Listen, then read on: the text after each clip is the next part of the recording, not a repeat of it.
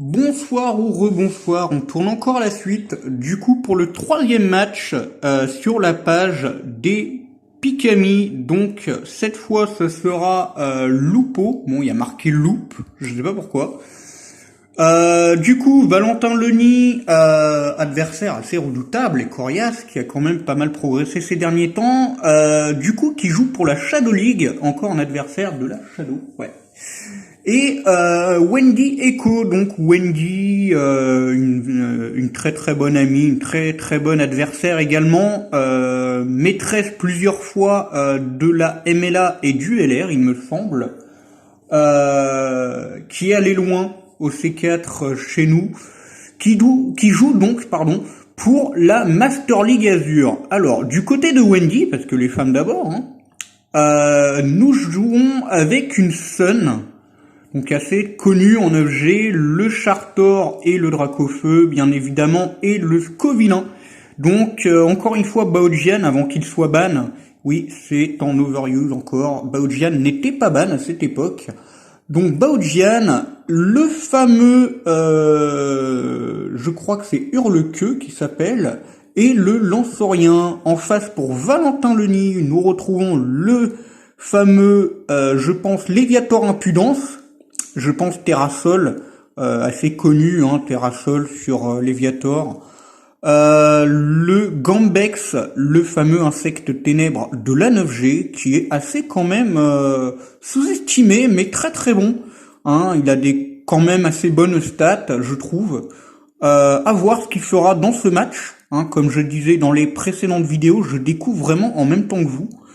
Le Etoraptor, vraiment très apprécié, toujours hein, un Pokémon emblématique de la 4G qu'on retrouve en 9G. Le Flamigator qui je pense sera son Pokémon défensif, ainsi que Arboliva. Arboliva je pense soit Terra Eau, soit Terra Fée, nous verrons. Et le fameux Garde de Fer, très connu, Garde de Fer que j'apprécie tout particulièrement. Un mixte entre Gardevoir et Galam, vraiment, son design est magnifique perso je trouve, c'est le meilleur paradoxe réussi de la 9G. Pour moi Garde de Fer, il a un design, un flow, il dégage un truc, c'est énorme. Allez c'est parti, on lance le match, c'est parti. Alors Léviator contre Draga. Oh le one shot, ça commence très très mal pour Valentin Leni. Allez, on balance le Kix, du coup le fameux insecte dont je vous parlais, le First Impression qui fait rien du tout au Chartor, il lui enlève 23%, le U-Turn, oh 22% quand même sur le Charizard, ouais, le Solar Power évidemment, le Torche-son qui fait quand même assez mal, évidemment nous sommes sous le soleil, hein, pas la fameuse émission, hein. Le Torchsong, il en suffit de 2 pour mettre le Charizard KO en face. Dracofeu qui périt. Et évidemment, oh, Solar Beam. Ah quand même. Pour un Terrafeu, je pensais qu'il aurait tenté le Solar Beam, mais non. On remet du coup le Gambex. Le First Impression qui met 55% au Draga. Mais le Draga est joué reste, à mon avis, ça doit être le set que je joue moi, du coup. Le Stringtail, eh oui. Qui arrive, ça place un U-turn, c'est le moment de placer l'Iron Valiant, le Thunder Wave, ça pardonne pas, la para est là, et le Parallax également, et le Stringtail joué avec le set Wish évidemment, le set défensif, et la Caninerie bien évidemment en coverage, le Moonblast qui fait rien du tout, hein. Ah, il fait rien du tout. Le Playroom qui vient terminer le fameux Gambex, non pas le Gambex, pardon, le fameux, je sais plus, Lanceorien je crois. Non, Iron Valiant, pardon. Je vais y arriver, je me mélange un peu les pinceaux. Le Axe Kick qui rend confus le Torkoal. Ça va placer un demi-tour, bien évidemment. Oh, c'est dangereux ce qu'il fait. Ouais, le Hard Power, évidemment, Arboliva plus rapide que le Torkoal. 2 KO du côté de Wendy contre 3 pour Valentin Leni. Ça va faire évidemment le Thunder Wave. Ça place la Vampigraine du côté d'Arboliva. Ça renvoie le Draga et le Parax encore là.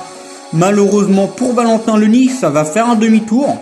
Arboliva qui tente quand même pas mal. Hein. Franchement, Arboliva, contrairement à ce que nous pensons, il tente quand même pas mal sur ce qui est du physique.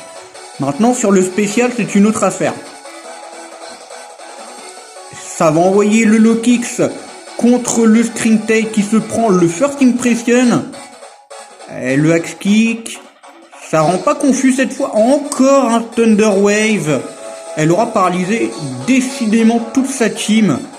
Et ça pardonne pas, Wendy. Redoutable. Du début à la fin.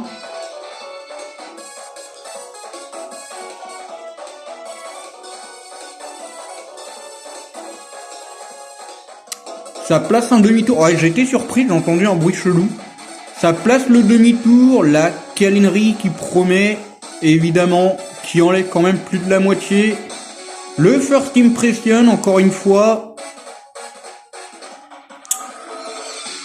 Lansorien qui revient, le axe kick, évidemment, immunisé. Et du coup, il s'écrase au sol et tombe KO. Le Wish qui redonne tous les PV. Ah, c'est le cri de Etoraptor, il m'a fait peur.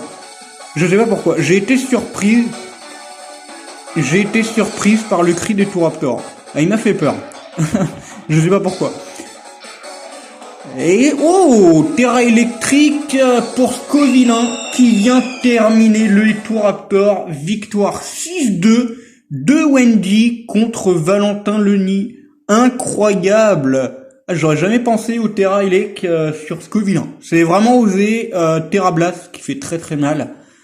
Du coup, qui one-shot le Etoraptor. Eh bien, c'est tout pour ce match. Il aura quand même duré 29 tours. Très intéressant, on a découvert quand même pas mal de choses.